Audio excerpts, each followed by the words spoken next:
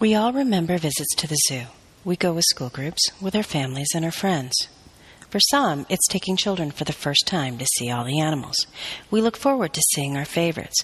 We look forward to seeing the big cats, the monkeys, even the penguins and the peacocks. But what other reason do we visit the zoo? The zoo gives us a chance to explore exotic places and animals without paying for an airline ticket. It's a chance to get together and build memories with families and friends. We see exotic animals from places few of us will ever visit. We learn about various animals, which gives us an opportunity sometimes to touch the fur, claws, and even the bones at the educational carts. One such place is the Denver Zoo, which began in 1896 with a gift of a black bear named Billy to the mayor of Denver. Over the last 120 years, the zoo has continued to grow. Additions such as Tropical Discovery, Primate Panorama, Predator Ridge, and the Toyota Elephant Passage have made the zoo a world-class attraction. The purpose of the Denver Zoo is to secure a better world for animals through human understanding. How do they do this?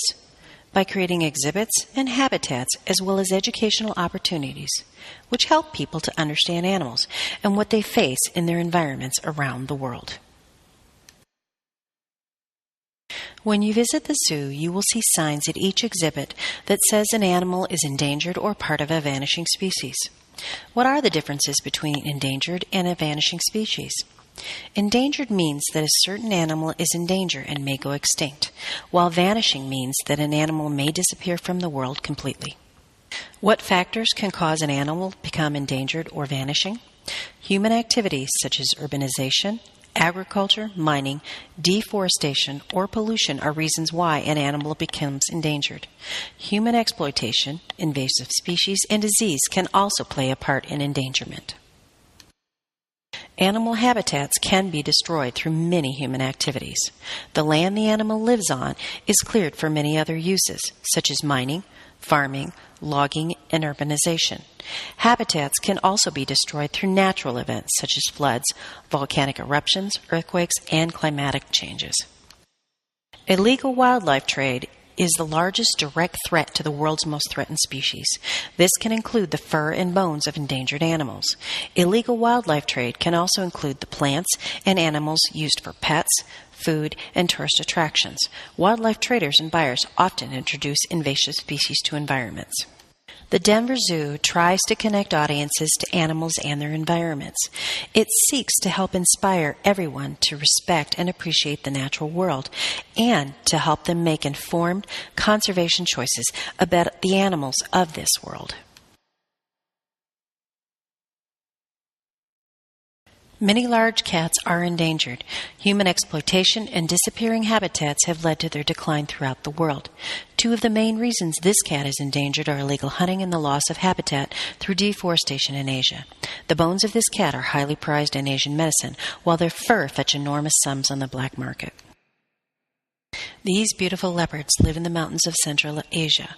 Solitary by nature, they are hunted for their fur, meat, and bones. As with many large cats, their fur is highly prized. Humans have taken over much of their habitat and reduced their food sources through farming. Farmers kill leopards that attack their livestock. Are these cats endangered or vanishing? This cat is the fastest animal on Earth. As people carve up their native habitats in Africa, this cat struggles for survival. Shrinking food sources and competition with other similar-sized predators spell trouble. As with many cats, they are poached for their beautiful fur. Today, only 12,400 remain in the world. Are they endangered or vanishing? This animal is one of the largest land mammals on Earth. They can live up to 70 years. Populations are decreasing, mainly due to illegal hunting and the poaching for their ivory tusks. Today, there are less than 500,000 in the world. If the current decline continues, estimates are that this animal will go extinct. They have large heads and rounded ears. Their coats are made up of dazzling, narrow stripes that wind around the body, unique and distinctive, like a fingerprint. They live in the grasslands and dusty savannas of Africa, foraging for tough grasses and leaves. Many can live up to 20 years in a zoo. Threats facing this animal include the loss of habitat, competition, and the reduction of access to water, as well as hunting and disease. Encroachment by farmers and the loss of access to water supplies, as well as disease, have led to the significant decline of this animal. Is it endangered or vanishing? Exotic animals are not the only ones that are endangered and may go extinct. This animal's range used to be all of northwestern America. They are legendary for their ability to climb high, steep, rocky mountain areas. Like many endangered animals, they suffer from the loss of habitat and food, as well as rising climatic temperatures. Are they endangered or vanishing? And what about this little one? Declining populations are due to a few main factors. Their immune systems have been compromised by modern agricultural practices. Stress on colonies, due to the loss of habitat, have also led to a decline in their numbers. Finally, infections and fungus have infected many and led to a colony collapse. Imagine the consequences if they vanish from the earth. Albert Einstein once said, "If the bee disappeared off the surface of the globe, then man would only have 4 years of life left. No more bees, no more pollination, no more plants, no more animals, and no more man."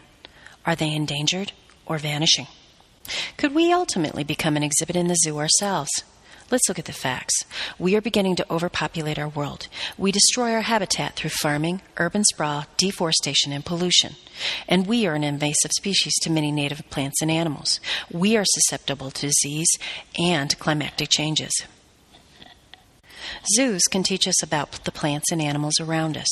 They try to inform us about the conservation efforts and what is happening to animals in their native environments.